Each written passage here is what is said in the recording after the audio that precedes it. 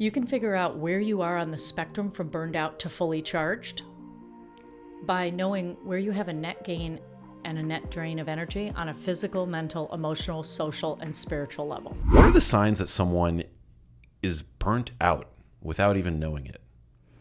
So it can be as simple as they're irritable and snapping at people. Perhaps they're, forgetful. They're missing an appointment, and that's not like them to miss appointments.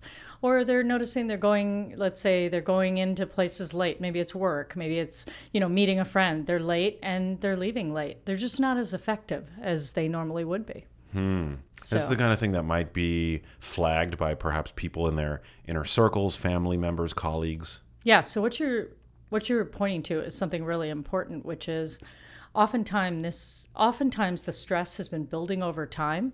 And so they don't even know that things are changing. And so it's almost someone outside them that has to say, are you okay, Max? Like, is everything okay?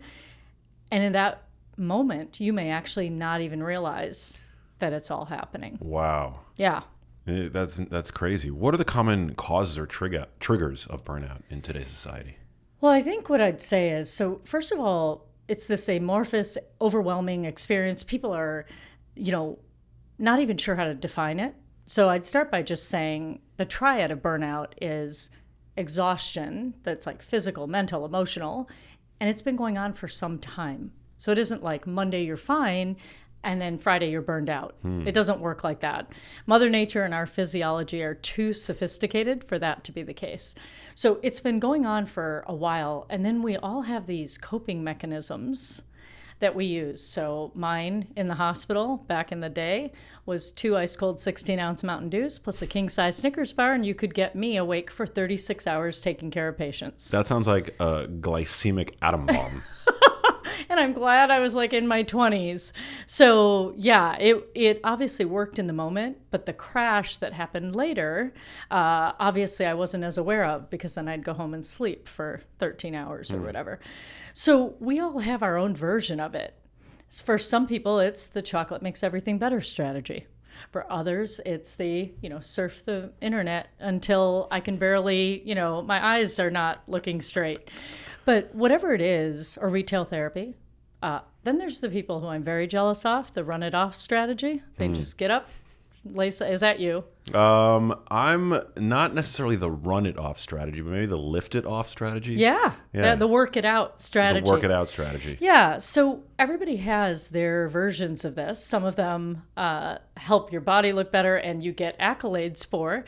But here's the key. It's a coping mechanism if it's not getting to the root cause of whatever's happening. So let's say you and I get in a disagreement. Something happens and we're upset with each other.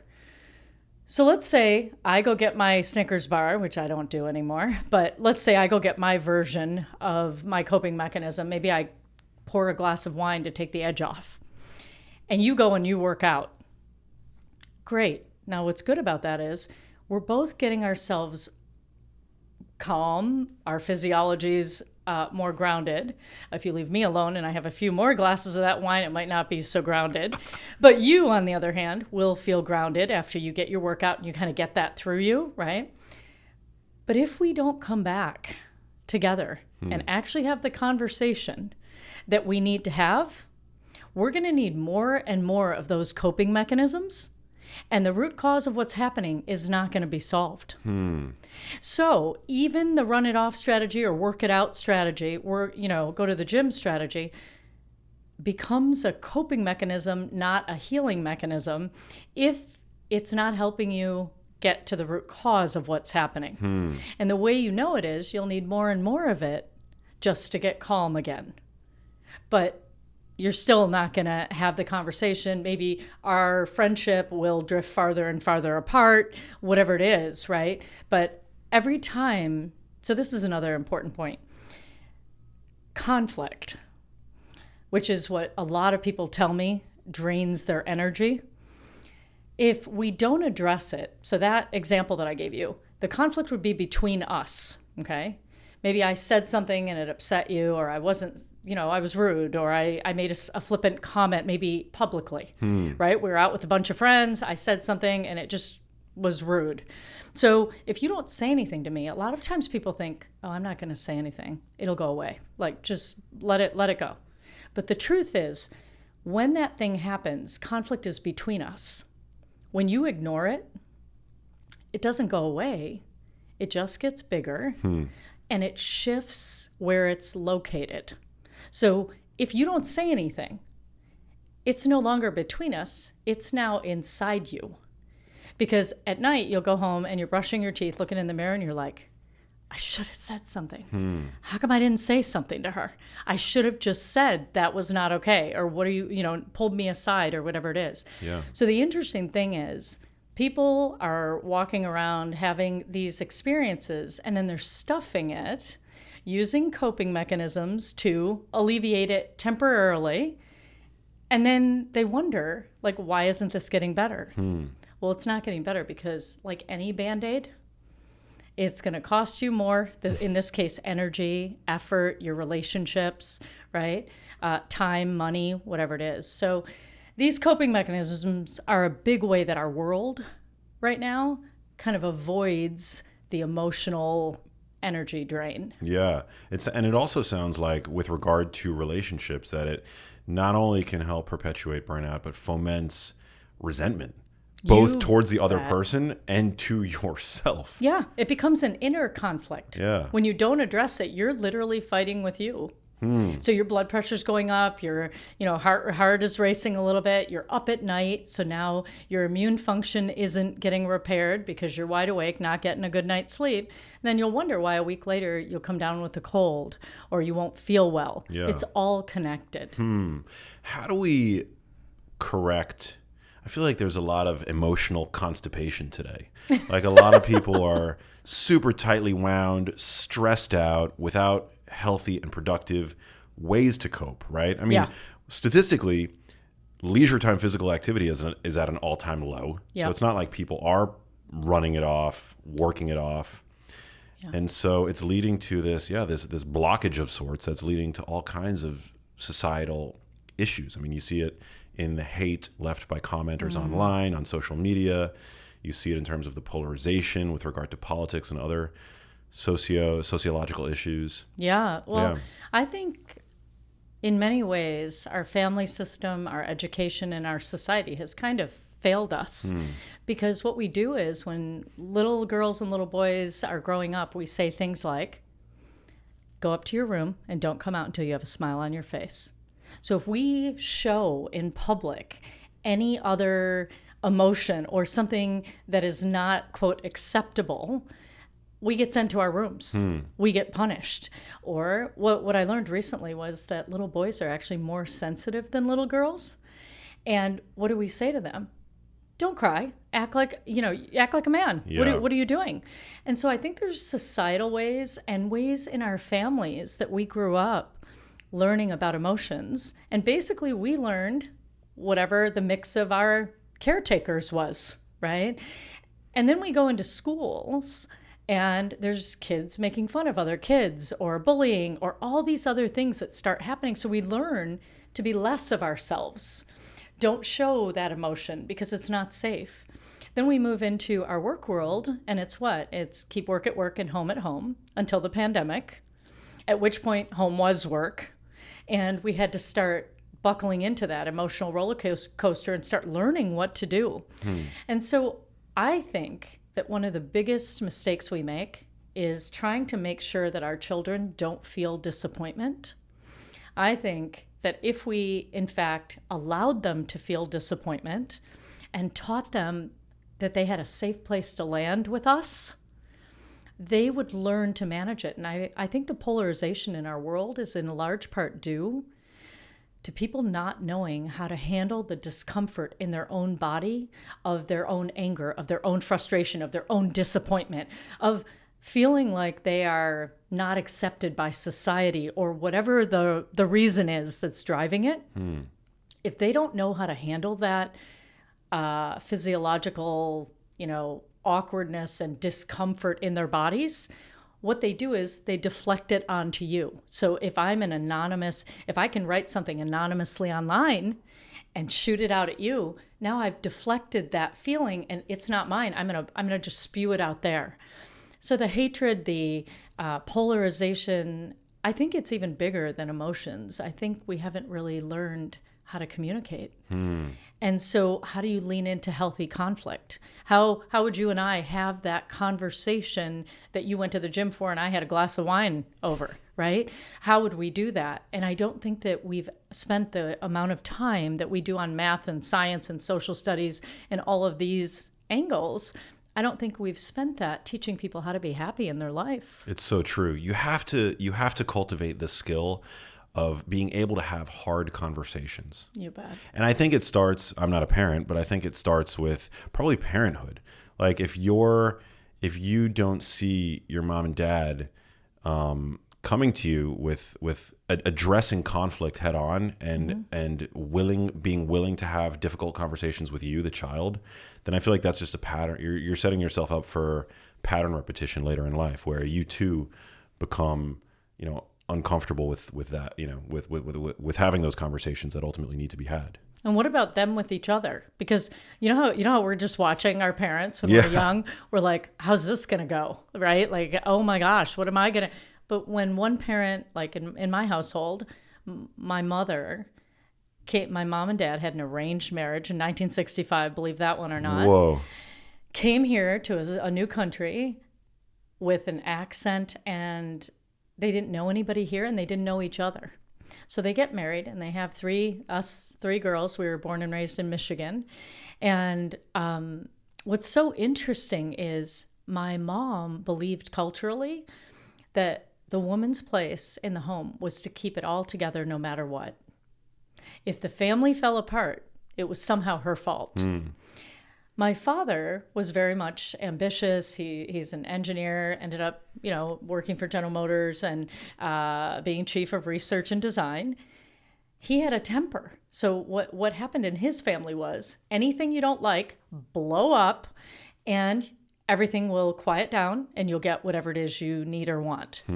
My mom, who's sitting there saying, oh my God, if this doesn't go well, it's my fault, was really quiet.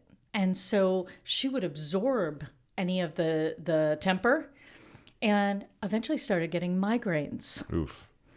And she got her CAT scan, did all the medical things that you would do, and started taking some pain pills, et cetera. And then she went to a psychologist, and the psychologist said, would your husband come in and join us? And the psychologist said, I actually think her migraines are due to two things: her inability to speak up and communicate, and your anger. And my dad was so shocked. He was like, oh my gosh, I didn't know anything different, right? This is how my parents taught me. This is what they did. I don't know if they taught it to me or they just did it. And after that day, my mom never had another migraine. And so the job of the two of them was my mom was supposed to speak up and my father was supposed to be really aware of his temper. And if he did lose his temper, he needed to ask her, are you okay? Is there anything you need to say? And so they figured it out. But my mom said after that day in the office, she never had another migraine. Whoa. Kudos to your dad for actually changing his behavior. Yeah, my dad's pretty progressive. Like he wasn't yelling at her because he wanted to hurt her. That was how he saw his parents do it. Right? So he was kind of just repeating it more unconsciously than consciously. Wow. Yeah. It's interesting what you said earlier about boys and being, boys being told to hold it in, not cry. I was at a conference recently, the ARC conference in London, and I got to hear from a guy who wrote a book called The Boy Crisis. And it was a really interesting talk, sharing how suicidality amongst boys is so much higher. It's fairly even up until a certain age. Yeah. But in late childhood, adolescence, it's way higher. Yeah. It's way higher than it is for girls. Well, I mean, listen, I think it's not true that the patriarchy serves men as well. I mean, No. it doesn't. And so I think it's hard on everyone, and especially men, So I agree with you there. Yeah. So what is the difference? I mean, obviously stress is something that is related to burnout, but there are good forms of stress, like when when we're working out, we're applying stress to our bodies. What is the difference and the relationship between stress and burnout? So that kind of stress is, when you're stressing your muscles, you're building them, right? Or sometimes for people, use stress is what it's called. But it's when there's a deadline, all of a sudden you see people becoming much more focused and much more productive, right? What Powered by Me is basically 20 years ago, I burned out. I walked into the hospital.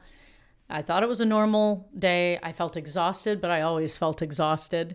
Had 18 patients, and 5 hours into my shift, I turned to the nurse and I said, Nina, could you please get me 40 mil equivalents of IV potassium for the gentleman in 636? And she looked at me and she said, Dr. Sangwan, are you okay? Okay, that was my first indication I might not be. And I said, yeah, why? Was that some insane dose or what? No, she said, that's the fourth time in under 5 minutes you've asked me that same question, and I've answered you every time. Whoa. And that was kind of the wake-up call for me, that I had been pushing myself and using all sorts of coping mechanisms to keep me going, to meet the needs of the external world. And I had taken no signals from my inner physiology. And I had gotten so good at mastering crises outside me that I was now hitting repeat and didn't even know it. You were like amnestic. Yeah. That's crazy. So, that was my burnout. And so what I'd say is the way I define it in the book, and the simplest way I can take this epic, global overwhelm of burnout and demystify it, is to say, you can figure out where you are on the spectrum from burned out to fully charged by knowing where you have a net gain and a net drain of energy on a physical, mental, emotional, social, and spiritual level. Because people say, like, how do you, isn't everyone different? Isn't their path different to how they get to burnout? Absolutely. And it's as unique as your fingerprint. The choices you make, the conversations you choose to engage in or not, hold back on or not, how well you take care of your physical energy or not, all of your own unique biology. So it all plays in. So what I do is I basically have people do a pulse check. I ask them, a series of questions, let them answer it. And then I have them not just use their head, but I ask them to check into their body. So let's say I asked you a simple one on physical energy. On physical energy, a really simple way for you to check is say, okay, Max, on a scale of 1 to 10, how satisfied are you with your food, sleep, energy, movement? Okay. Mm-hmm. And so let's say you gave yourself a random score. So how are you doing on food? Food, I would say like an 8. Okay. Yeah. And let's talk about sleep. 6 today. Didn't sleep very well last night. And in general, what would it be? Probably like a 8. Okay. So 6 to 8. So let's go to 7. Yeah. We'll hit 7. And then let's go to energy. It's about consistent energy throughout the day. How do you feel? Generally, I feel pretty consistently energetic. Okay. So I would say 8.5. Okay. All right. And then movement. Movement, I feel pretty good. I feel as though I'm in shape. Mm-hmm. But I have like some mobility issues and low back problems. So I would say probably a 7. Okay, so that was what was going to be the next question, which is any physical ailments, anything that is troubling you. So I'm glad you just put that in the movement, which is great. So then what I would say is, okay, now you just write underneath, what would make each of these a 10? And so you're going to write what would make, my food a 10. For example, if I ate whole foods and I went out, once a week instead of 3 times a week to eat. Yeah. Okay. That's pretty much it. Nailed it. And then sleep. Most people need 7 to 9 hours of sleep a night. Or the other way that they figure it out is when you wake up, do you feel well rested? Yeah. I do. I definitely get adequate sleep duration, but I wish I could figure out how to stop waking up to pee every night, sometimes twice. in Wow. one night. Yeah. So are you drinking after like 6 p.m.? Yeah, I do. Sometimes I get really thirsty before bed, and I just really enjoy drinking water before bed. And that has led me to believe maybe I'm not drinking enough water over the course of the day. That's and it's right. just cumulatively hitting me like Yeah. like a brick wall Yeah. right before I go to bed. So then you going to the bathroom is disrupting your sleep, and it's hard to get back to sleep. Yeah. I mean, it's not that. It's just annoying to have to wake up. It's not necessarily. Yeah, sometimes I do struggle to get back to sleep. Yeah. But that's not the primary issue is just like the waking up. Yeah. That's annoying. Yeah. I want you to know it's normal to wake up. Oh, yeah. So when you go into your multiple stages of sleep, as you move through them, they're lighter and deeper levels of sleep. And as you end a cycle and go into another one, it's usually when you're, changing sides, you're waking up. So you don't need to be asleep the whole time. But if it's annoying to you, certainly that's something that you would work through on the liquids. Yeah, good to know. So you go through all of these, and this is the kicker. I don't just want people to use their mind and look at the answers that they write down. I then ask you, okay, overall, in your physical energy, you can see the numbers you gave yourself and what it would take to make it a 10. Awesome. And your physical symptoms. Now I want you to do a body check-in. So not your head. Now it's your body. Does it feel constricted, tight, heavy? Or does it feel open, relaxed, and at ease? Because a lot of people say, "Oh, I'm fine. I'll sleep when I'm dead. That's a 10. This is and their mind is overriding, even though their body feels heavy and constricted. So you got to use your mind and your body on each of these segments, physical, mental, emotional, social, spiritual, to know the true answer. And if in any one of them you're saying you're fine, your mind is saying, "Oh, it's fine," but your body is not agreeing, it's a net drain. Because the body, there's amazing books out there, like The Body Keeps the Score, like Gabor Mate and Bessel van der Kolk and all these guys who have spoke about this. But the body really is the one that knows. And our mind has gotten, now this is part of the reason I think we're having global burnout. My opening of the book is that we have together used our collective minds to speed up the external world. And then we've created beliefs like faster is better, do more with less, profit over people, success requires struggle, all these beliefs in the world. And our need to belong is as fundamental as air and water and sleep. We want to belong. So now we've all co-created this world that says we have to be on a treadmill going faster and faster and faster, but we haven't taken into account our own biology. And I think we're hitting the point at which now AI is next, right? This isn't slowing down. No. And we haven't taken into account that excellence and moving faster and getting more and more and more and more done is not actually in sync with our biology. Our biology depends on a series of feedback loops and error mechanisms. It also is a lot like nature. It goes through seasons, exertion, rest.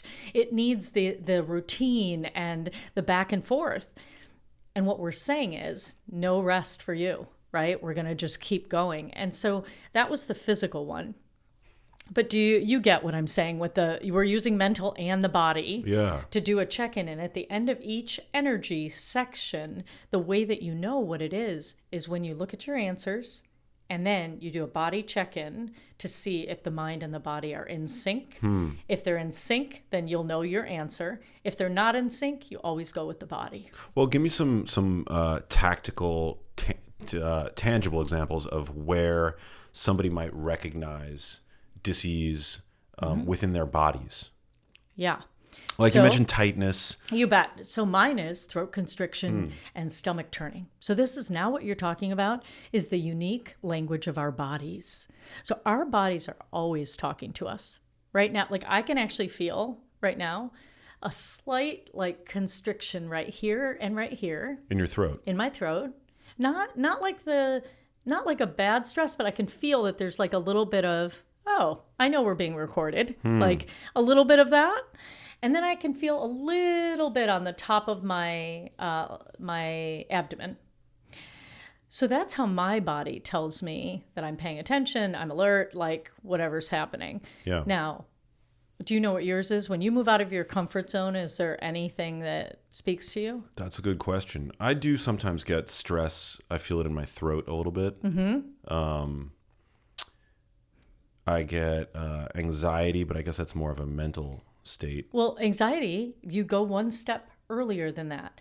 For some people, it's heart racing, stomach turning, sweating, flushing. How do you know? What are the physical signals that tell you feel anxious? Yeah. I guess like my stomach, my digestion isn't as good. Yep. When I'm stressed. Okay. So it can show up for people as constipation, or it can show up as diarrhea. So you have the most number of nerves in your brain and your spinal cord, in your heart, and in your gut. So when you're running emotional stress, it can show up in your gut. Like, think about young kids. Let's say a kid is playing with their little brother. They're blowing bubbles, and you say, okay, all right, guys, shut it down. It's time to go to school. And they say, one of them says, I can't, Mommy. I have a tummy ache. What does the parent say? I just saw you playing bubbles with your brother. You're fine. Go to school. Okay? Except what they really just told you is something along the lines of, it's not safe where you're sending me. I'm getting bullied on the bus. I have to sit alone at lunch. Like, danger's coming for them. Because you've just said, stop doing that with your brother where they're perfectly fine. And you're sending them into something else. Now, their body's talking, but they don't know how to tell you whatever the thing is that they are now shutting down for. Wow. So I think, as we were talking about, where do we miss this earlier in our lives? We were never taught this. No. So how would we know that that's what's going on for them? And it's like the ultimate check engine light.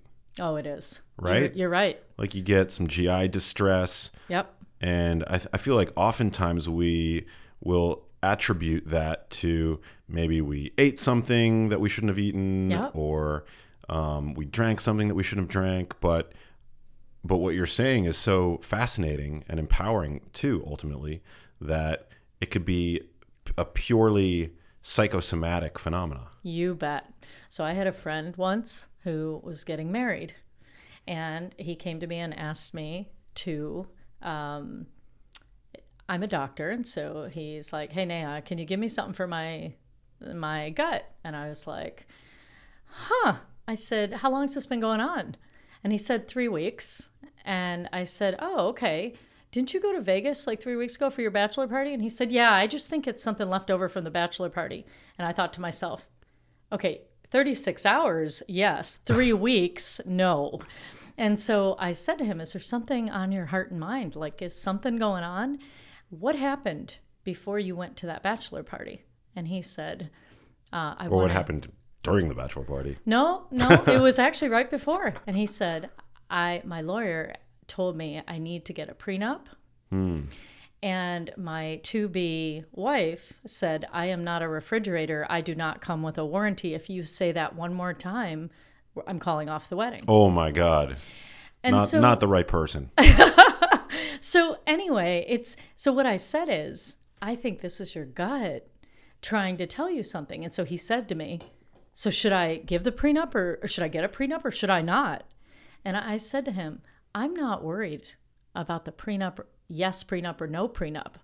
What's much more evident to me is that you are unable to have discussions about the things that matter to you. Mm-hmm. And that's what I think your body is saying, right? So you get to decide whether that works or doesn't work for you. Listen, if you don't get it and things don't work out, you lose some money, right? Always get a prenup.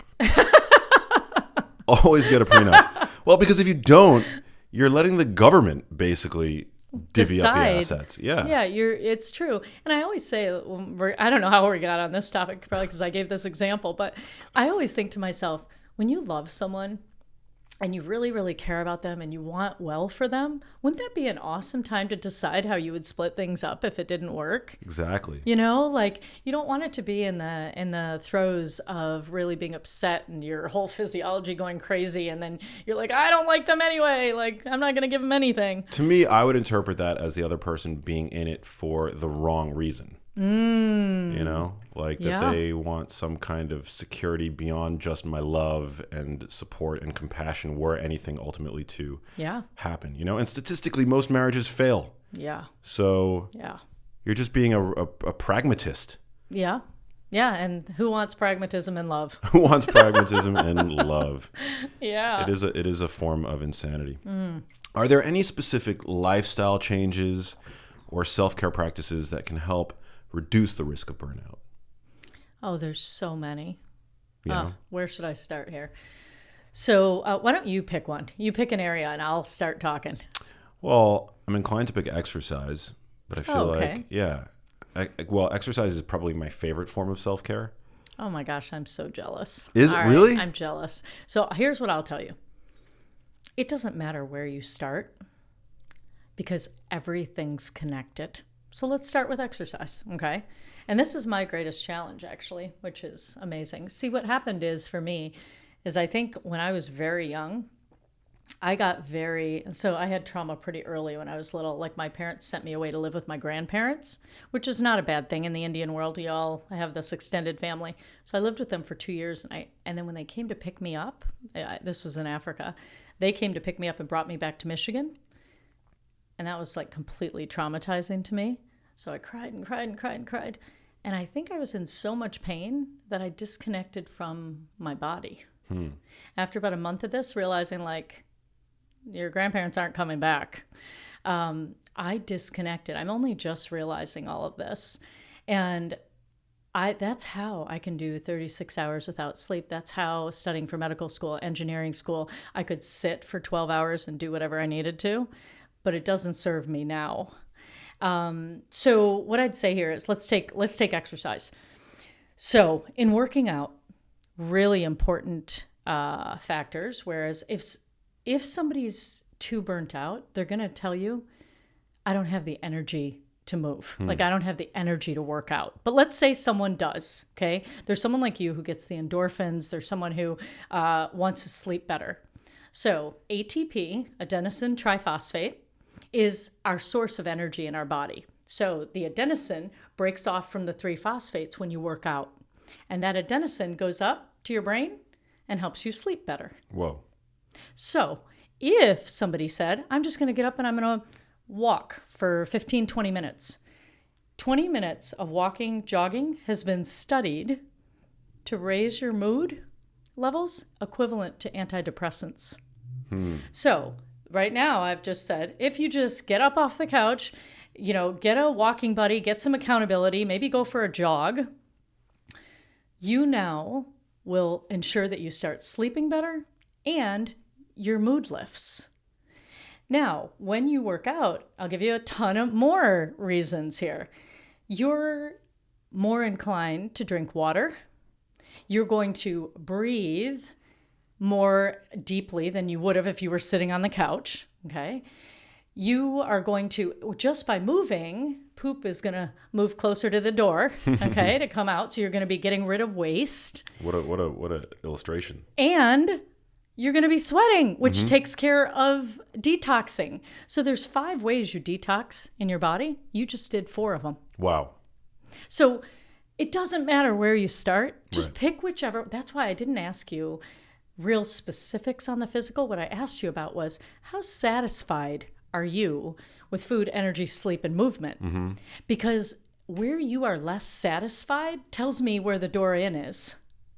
So for you, since movement is the thing that gives you endorphins, has you feel good, that's a great place to go, right? If that's something that you aren't already at a 10 at. Yeah. I wouldn't say a 10, but I definitely enjoy it. Yeah. Well, I guess, what's your favorite form of self-care if you don't like exercise? It's not even that I don't like it. You know how I do it? How? I get an accountability buddy. So I love human connection. So this is one of the only podcasts that I've been asked to do live. And I was jazzed about it. I was like, human connection to me is, I can do anything with human connection. So the ways that I do it is playing tennis with somebody else, making a workout routine with someone else. Then I'll do it. Yeah. Right. But on my own, when I'm traveling and things, I don't get the motivation to just like jump out of bed and go do it, you know? So I wish I did. Yeah. Motivation is a fair weather friend. You know, it's not always, it's not always there to be relied on, but that's where discipline comes into play. Yeah. Discipline is really true. important. Yeah. And I'd say, so what I have gotten extremely disciplined on is my food. Even when I'm on the road, I'm really good about it. My sleep, incredible. My energy is pretty good. And now I'm moving into the joy of movement. We're going to get there. That's my, this end of this year, next year, regularity, just to kind of reconnect. I got to reconnect to my body and just say like, it's safe here. Yeah, I love that. But you don't have to do everything at once. You're already, I mean, your diet sounds like it's pretty nailed in. Yeah. Paint that picture for us. What's your diet like? So this is kind of odd, but 6 years ago when I was traveling, I ingested a parasite, which I think was in Bali, where someone must have washed vegetables or whatever with water that wasn't fully purified. So I got a parasite, which led to skin issues. Whoa. And you'll see the last one right there that hasn't healed 6 years ago now. But all over my body, I got like white discoloration. And then all the way down my face, there's a little bit of remnants on it, but it's all pretty much gone away. So what happened was I ingested a parasite and it stripped the lining of my gut. Whoa. And in the third part of your small intestine, it's called the ileum, is where 90% of your absorption of your food happens. The ileum is the surface area, the villi and everything there, the surface area of a tennis court. Whoa. In each one of us. One cell layer underneath this tube, right, that's taking all the food, one cell layer thick underneath there is 60% of your immune system. So why would more than half of your body's defense system be located in one place? They're called Peyer's patches. Well, they're located there because what's the greatest danger we have to our body? Taking things from the outside environment and putting them inside of us. That's the greatest likelihood that something would go wrong. Yeah, pathogen exposure risk. That's right. And so this parasite just, stripped that. So what happened is, normally, let's say I eat a piece of chicken. Chicken has to go through, my saliva, amylase, my pH of 2 in my stomach. It's all getting broken down. The only way it can go through your ileum and go into your system is if it's broken down into individual amino acids. So when your gut looks leaky like this, now chunks of it are falling through. Whoa. And so now your body thinks an invader is there and it starts reacting to you. So it could be broccoli, it could be anything. When you are really stressed and your gut breaks down, that's why, I don't know if you've heard how many food sensitivities everybody's starting to have, right? Yeah. And so what you have to do is you literally have to rebuild your gut lining and take yourself off of anything that you were sensitive to. So since I'm a doctor, embarrassing, it took me 2 years to figure this out. What was I doing? When these lesions were coming on my skin and I was consulting behind the scenes, all my colleagues and everyone, what were they doing? Oh, Neha, you just need some steroid cream to, right? And rub it on there, it'll be fine. Except when I forgot to put on steroid cream, it was all back. And that's how I knew, like, hey guys, we're not getting to the root of what's happening here. We're just stopping my body from telling us. So I had 200 food sensitivities by the time 2 years had elapsed. And it was of everything I had been eating that my gut wasn't taking care of. So I was at the time 48. Yeah, 48. I literally went from never cooking to learning how to cook with this many food sensitivities. And I think it was, Max, I think of it like we're all in life school. There's lessons we need to learn. And I got away with eating pretty good food, but kind of like outsourcing it, like I knew in every city where the best food was. I would land at the airport, I'd pick up what I needed, and I'd take it to wherever I was, right? But I think this was the universe saying to me, no, you need to be self-sufficient. Like you can't, no more outsourcing. So I stopped my life and I literally learned how to cook, how to do it really well. And so now, whereas my life before that was me being really tuned into what you need, anybody in my environment. Now, before I say yes to anything, even going to dinner, I'm like, so what am I going to do to take care of me? Yeah. Then I can go to this social engagement or travel or whatever it is. And now I am really, really mindful of it. You look at the menu beforehand. You bet. Yeah. I look at the menu and I'll actually voice, hey guys, all right, I know we're supposed to meet at a steakhouse. Like, hey, I really can't find anything on the menu that I can eat. Is there a way that we can either change the venue or like, I'm happy sometimes to just kind of eat before I go. Yeah. If this is where everybody wants to go, I'm into it. Because then I know I'm coming for the social. Yeah. Yeah, and I'm fine with that. But I have to think about me first. Yeah. And that's the opposite of who I was for many years as a doctor. Wow. Are you vegetarian? I am vegetarian. And that is Makes things tricky. What'd you say? It can make things tricky. It can make things tricky. And it's just that my body doesn't do well with it. So I think it's not a personal, like I don't have anything against eating meat. Wait, your body doesn't do well with being a vegetarian? No, with eating meat. Oh, with eating meat. Yeah. Got it. Yeah. Interesting. Which makes it a lot harder, actually, to build muscle and maintain energy. Yeah, I would imagine. Yeah, it is. But is there a cultural... Do you mind me asking if there's like a cultural aspect to it? Okay. Because you're of Indian descent, right? My arranged marriage parents? Yeah. This is so ridiculous. They never talked about how they were going to raise children. They didn't even know each other, right? They knew each other for like 2 weeks and they were married. So when they came here and they were having kids, my mom's like, so the kids are going to get nutrition from everything. And my father was like, at the same time, so the kids are going to be vegetarian. And so I don't understand how they did this, but eventually the agreement was if my mom became vegetarian, the kids could eat meat.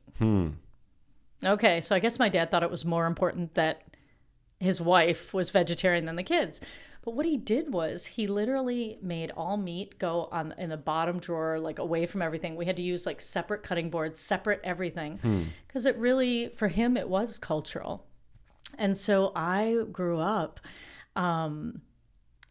always thinking like, how come it's all like over there? Like, that doesn't seem right. So one day I was like at Burger King and I was biting into a hamburger. This is so silly. Anyway, and my dad goes, is that the cow's leg? I was 6 years old.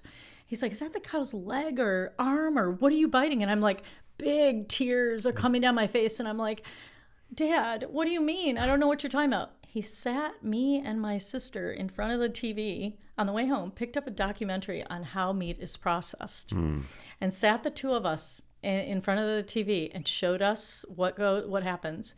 My mom comes home from work that day, and she is livid. And we're both crying, and my mom's like, you agreed that if I became vegetarian, the kids could eat meat and that you wouldn't influence them. And he's like, I wasn't influencing them. I just told them the truth. I put in it was like a VHS tape or something way back then. And he's like, I didn't influence them. I just showed them a movie. Probably some PETA propaganda. I don't know what it was. But anyway, from that day forward, I was like, yeah, not me. And so I think it's really, now I've tried to eat meat and I will have it. If someone says like, this is the best, salmon I've ever had, or this is the best, whatever, I'm always like, can I try some? But no, I don't eat it. I don't eat it regularly. Interesting. Chicken is okay though. Yeah. Right? Like it's only beef that's kind of off limits, right? Cows are sacred. No, I mean, I don't do it for any religious reasons or anything like that. I would actually eat it if it's good, if it tastes good to me. Like, I'm happy to. We had a brilliant nitric oxide expert, a PhD, on the podcast recently, and he brought up something very interesting with regard to meat consumption and people who are on low meat diets and then eat meat occasionally and claim that they don't digest it well. There are various micronutrient cofactors required to create adequate stomach acid. That makes sense. Right? Yep. That you're essentially depriving yourself of. That's right. On a low meat diet. That's true. So it's like the more frequent consumption of meat actually facilitates proper meat digestion. Well, that makes a lot of sense. And it's true. When I Like eat it iodine. occasionally, I feel off. And I think that would make a lot of sense. Super interesting. Yeah. I love it. And I still am mad at my dad, but you know. That's for a different podcast. That's right. Yeah. But this is crazy. I mean, especially like given the incidence today of burnout. I heard you on another podcast talking about how burnout, despite not being a medical condition per se, it's now recognized by the World Health Organization as being a global concern, right? Yeah. So back in 2000, so I burned out in 2004. In 2003, burnout was considered a symptom. So that was like the exhaustion. Yeah. And it took them all the way until 2019 to have the World Health Organization say, okay, it's a syndrome. Got it. Meaning a collection of symptoms. Is it called burnout, or is there like a medical jargon? No, it's burnout. It's like stress leave for burnout or stress leave for medical reasons. But it's not a diagnosis. And what they say is some version of this is like unmanaged stress in the workplace.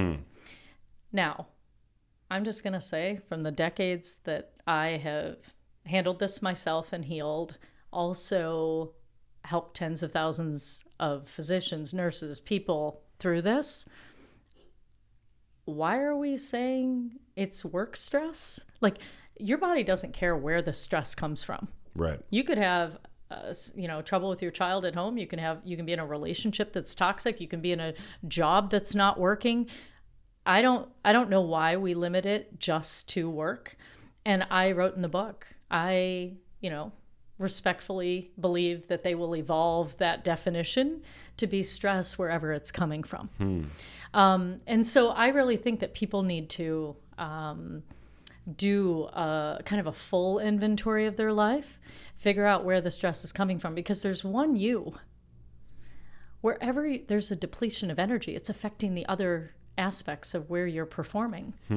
Right? You can't engage at home if you're losing all this energy at work. You can't engage at work if you're losing all this energy at home. 100%. So it's all connected, and I think we'll get there. We're just not there yet.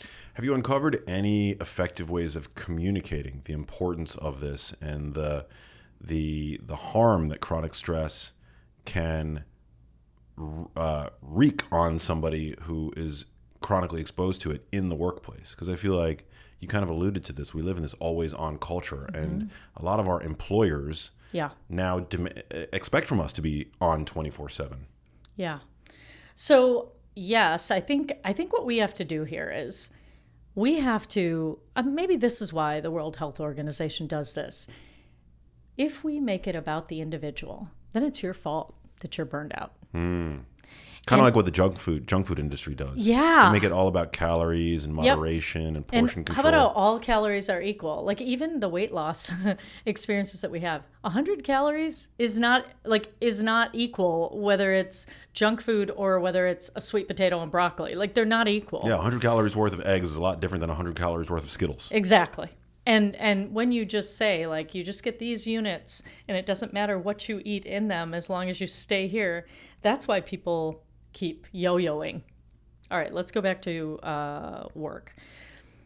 I think that, so the engineer in me gets to the root cause of everything, okay? I don't like these Band-Aids that we're trying to do. People basically say, oh, massage chairs on Fridays, or we'll send, chocolate chip cookies to the surgeons on Friday morning, and that's our wellness program. I'm like, no. Let's actually look at the whole picture here. So any complex problem, we should look at it as like me, we, world. It has all the components, okay? So when I was 20 years ago, when I burned out, Was there a component of it that was sugar and caffeine that I was using to deprive myself of sleep? You bet. Okay. What about the bullying environment that I was in where conflict wasn't allowed to be spoken, where doctors there's like a bullying culture, by the way, in healthcare and between doctors and also nurses. But of course, you guys are all under anesthesia, so you wouldn't know what was happening. But there's a we. That's crazy. Yeah, it is. We don't address these things. And you know what we say is, it's all about the patient. Everybody should be taking care of the patient. But you can't do that. You have to go me, we, world. There's the individual, my skills, and how I navigate my emotions, my ability to communicate what I say to you, what I don't, okay? And how I manage my own self-care. And even more so, how I manage my weekends off. Because sometimes people, when they're off, don't rest. That's like the excuse to be busier and do something else, right? Then there's the we, which is the culture, and that's what you're speaking about. Is this a dysfunctional, stressful, toxic culture? And then there's the system in which you operate, the policies that are made. If it's the healthcare industry, they chronically understaff to make budget, right? So you have to look at and it's almost like I think our world is like me now or like me next quarter. We don't really think me, we, world. And that's why I think we keep saying things aren't working. And I think it's not that complicated and things are going to break down. So we're going to have to figure it out. And so I think the idea there is, yes, the employer, even their culture is one piece of it. And yes, we can do things like saying, I always send emails at any time of the day or night because if I need to take a nap in the middle of the day, I do it. If my body's like really tired, I have my own company. I work on my own schedule. I'm traveling a lot. So if I want a nap from 1 to 3, I take it. But then if I'm working from, until 8 or 9 at night that night because I took a break in the middle of the day, I had never thought anything of it. But I do now see how if I'm the leader and I'm writing emails at 9 p.m., underneath now, I write, listen, I'm writing this email where it's convenient to me.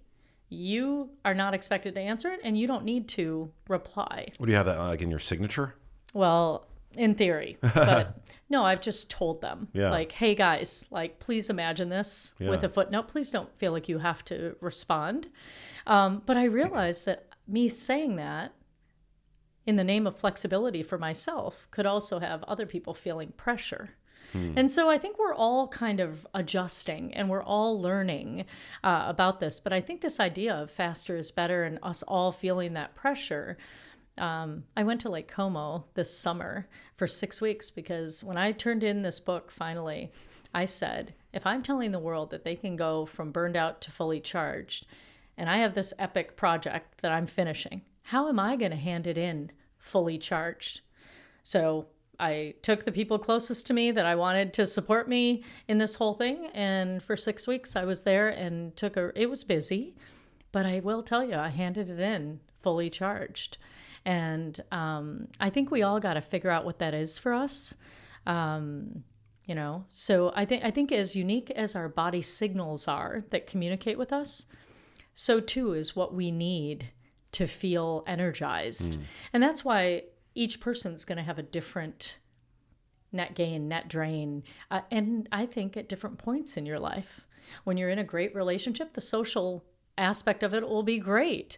And then you have a breakup and like, that's the part that's really drained, so it's going to change throughout life. And I think we just got to be aware of ourselves and have a way to assess it and a place to go. It's so true. And it would be so great if corporate culture caught up to your research. And I don't know if we can get your book in the hands of all C-suite executives around the country, because I feel like there's this culture in the corporate world, which has become I'm so glad that I'm not in that world, but my brothers are in it. And I feel so bad for them.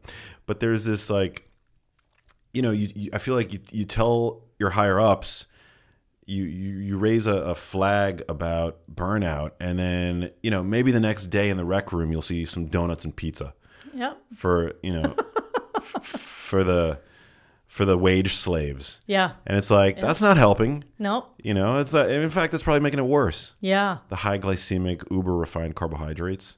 Well, you'll be happy to know we lead a program for 25 CEOs at a time called the Conscious Business Leadership Academy, where we take them through a combination of conscious leadership, and conscious capitalism is like the framework.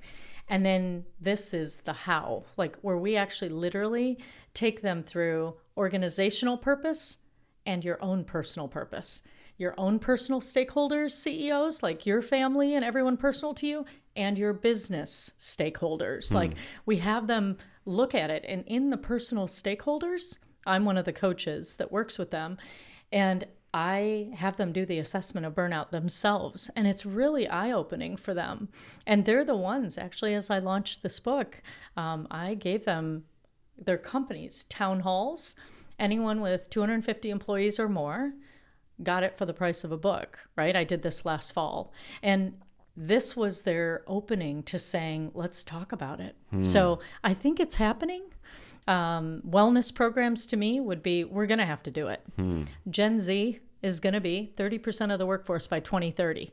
I want to say 27% of the workforce in a year or two, but 30% by 2030. Gen Z, that's amazing. Gen Z. They don't work. They're just on TikTok all day. Well, listen, what they're going to do is make us come back to what matters. I mean, what they're going to say is, hey, listen, like we were raised with people who worked like you guys are working, and it didn't work for us. And I think that there's a way that if we learn how to communicate and value each other, or if we all learn how to take accountability for ourselves and our own energy and be able to assess it, not expect our leadership to do it, we have to do it. If we can put those two things together where people can take care of their own energy and they can learn how to communicate, we can bring Gen Z on board, because they're going to have to communicate like not asynchronous. They got to stop like ghosting and, like all the things that they're doing is avoiding conflict. Why won't they? Do you know there's people who would rather, this generation, that when I ask them to do things, they won't pick up the phone, okay, if I call, but they will take a video of themselves and then text it to me. But it's asynchronous, right? Because think about it. They're so used to me here. I'm interacting with a device that's going to a website. You have a device, and then it's you. So they're used to that many things in between the communication. Well, yeah, they'd rather, put more simply, it's more comfortable for them to interact with a device than another human being. Than another human being, yeah. But they're going to be 30% of the workforce. Like, this isn't going to work. And so what I was thinking is it's going to be called Bridging Me We World, but essentially a company-wide wellness program from CEO to new hire that goes through this learning together, because none of us really know it. And wouldn't it be cool to learn the same tools all at the same time? So have a common experience, up-level everybody, because the old way of doing it was I start at the CEO and the C-suite, and then I do gravity rounds. Then I go to the next level of leadership, and then I go to the next level of leadership until I finally get to the bottom of the org chart, essentially. And then we rely on all the leaders to have to disseminate it to their teams. Yeah. And that doesn't happen very well. So I think we need to come up with a new way to do this. And I don't think we have the time, nor do we have the skills to be able to do it. So I think a combination of a digital platform plus live teaching with everybody together in town halls is the next phase of how we're going to do this. Yeah. Or even an act of God like the pandemic. I think one of the silver linings to come from that is the fact that it woke people up to how terrible it is having to be in an office 5 days a week from 9 a.m. to 5 p.m. at night. But think about what else it did. It stripped people of their coping mechanisms. So a lot of people were in relationships that if you could be gone 10 hours a day, like could work. Now all of a sudden they're all sitting there, right? A lot of them had, their morning routines that they did, right? They all of a sudden were grounded. They couldn't do it. Some people, it was traveling, being away from home for a certain amount of time. So when you ground everybody and you make us be still, and we need to be in a confined space and we have to be with all these people, it stripped a lot of people of their coping mechanisms. And so now they had to feel that discomfort that they had figured out how not to feel. And that, I think, was that reflection time, that slowing down, that discomfort that was already there, forced them to kind of face those aspects that you're talking about. Yeah. You know, am I really happy here, or am I just, you know, passing time? Do I really like this job? Or, you know, I think there was really I call it a global heart attack, where all of us at once got stopped, right? Because my patients in the hospital, when you're laying naked in a paper thin gown, surrounded by sterile white with nothing to do for 24 hours until I come and see you again, those are their wake-up calls. Those are the times when everything that's important in their life comes into clear focus. All of a sudden, they know what matters, and they know in what order it matters. And it feels to me that that's exactly what the pandemic was. It woke us up. Yeah, it woke us up. Silver lining. Silver lining. I think that's true. And it sped up people's desire to have these conversations. Now it's about, let's be real. Let's not pretend. You know, we all went on the emotional roller coaster during that time. And suddenly emotions became okay to talk about. Suddenly mental health, burnout, with the healthcare workers not having masks and not being able to go home and not being able to be with their families. And, you know, then we had the essential workers. Now suddenly the cashier and the Uber driver were like sacred. We could see how hard they work and that our society doesn't function without them. Yeah. Well, it was in so many ways a spiritual awakening. It was. I mean, obviously it was like terrible too in the sense that people died, but it was an awakening, and I think it was valuable for that reason. I mean, people woke up to the fact that maybe they're not at their most productive and creative and fulfilled and happy sitting in a freaking cubicle under fluorescent lights, eating whatever food, you know, the higher ups decided to dole out in the rec room that day for hours on end, 5 days a week, right? Yeah. There are more important things in life. And I think now the fact that so many of these companies have seen that productivity actually can potentially increase, right? Yeah. That remote work is now becoming more feasible, and yeah, it's stayed, I guess, conserved to some degree post pandemic. So I think it's been it's been a positive in many ways. And I think the key now is, how do we keep this? How do we keep connection in a world that's that remote? Is really what a lot of people are struggling with, which is they might have some productivity happening, but people are starting to lose the human connection, which is so much of the beauty. And so I think that's a really big challenge now, that we need to help so that we can keep the workforce having the freedom and flexibility and the productivity, but now we really need to reconnect them. Yeah. How do we do it? Any tips, tools? You know, people are being really creative, and I think what's happening now is, in the struggle, I think you have to build trust. You have to build authentic experiences. You have to make it meaningful. You can't. What I say to CEOs is, if you were having a town hall or a meeting that someone could watch asynchronously on their own time, you're wasting everybody's time. Yeah. Like, record it and give it to them and have them notice when they've checked off watching it. But really our job is to make it an interactive, engaging experience that they couldn't not be there for. Right. You want to engage their participation. You want them to have a chance to be writing in the chat or engaging or in small groups or whatever it is. You need to make it experiential, not one way. Yeah. And so I think the challenge now is about, how do we elevate that connectivity online to allow people to have real conversations even when they're not face to face. It's so true. I mean, there are definitely some experiences that are better suited for face to face interaction. But if we're just talking like a lecture or a meeting, pre-record that shit. Let me listen to it at 1.5x speed on my own freaking time. Why do I have to listen to a lecture in real time? Yeah. I would have done so much better in school if I was able to do that in school. I would have been a freaking doctor probably. And an engineer, just like you. A good Indian child. Like a good Indian child. Yeah, that's right. Well, thanks so much for coming out. I think people should definitely check out your book, Powered by Me.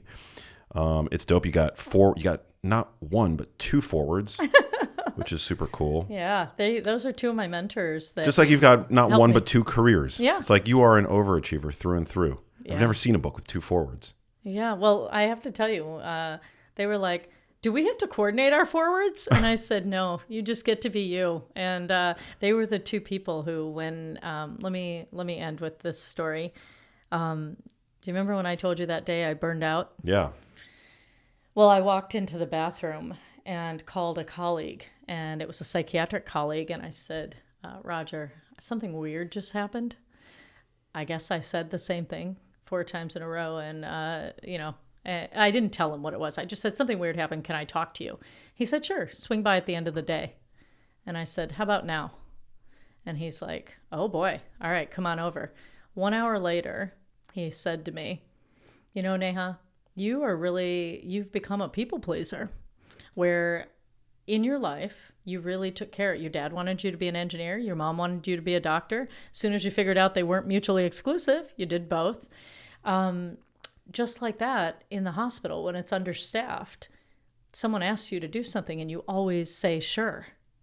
And you got to stop trying to get an A. And so he puts me on medical leave and gives me Prozac, which, listen, I've prescribed many times for people who needed it for a certain amount of time as a bridge.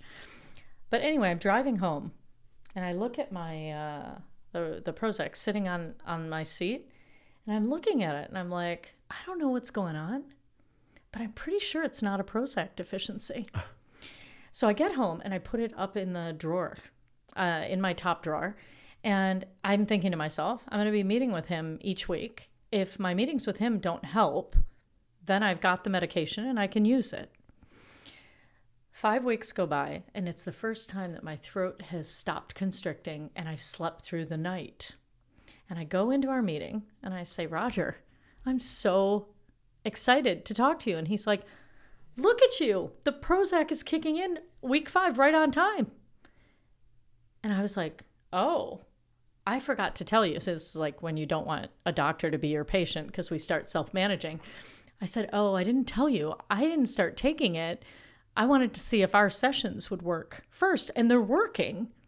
And he said to me, Neha, that's not how the insurance works. Like, you can't see a psychiatrist if you're not on medications. You got to tell me, do you want to see another provider or do you want to start taking the medication? And I was like, I guess I'm going to need to see another provider, because if this is working, why would I put myself on a medication, right? I know I'm going to need to wean myself off of.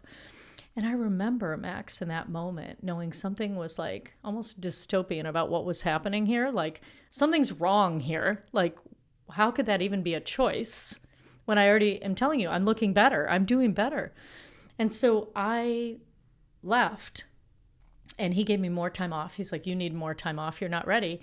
And these 2 men are the ones that I met next on the journey, who got me, who taught me what was happening, who helped me get my physical, mental, emotional, social, spiritual energy in order. And I thought to myself, you know what? You guys are the ones that need to be featured here, because you're a different kind of doctor. You know, you're the one who, yes, knows what to do when the physical body breaks down, but it's what I call really what makes a doctor a healer.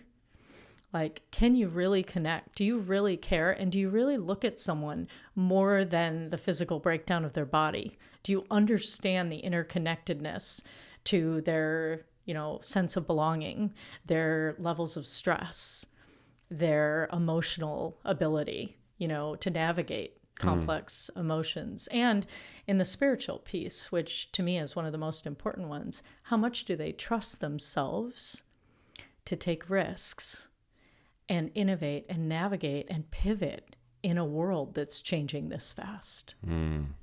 Beautifully stated. Shout out to Mark Hyman, James S. Gordon. They were life-changing figures in your life. Huge. Yeah. Huge. Wow. Yeah. Amazing. Powered by me. Hey, if you liked that video, you need to check out this one here, and I'll see you there.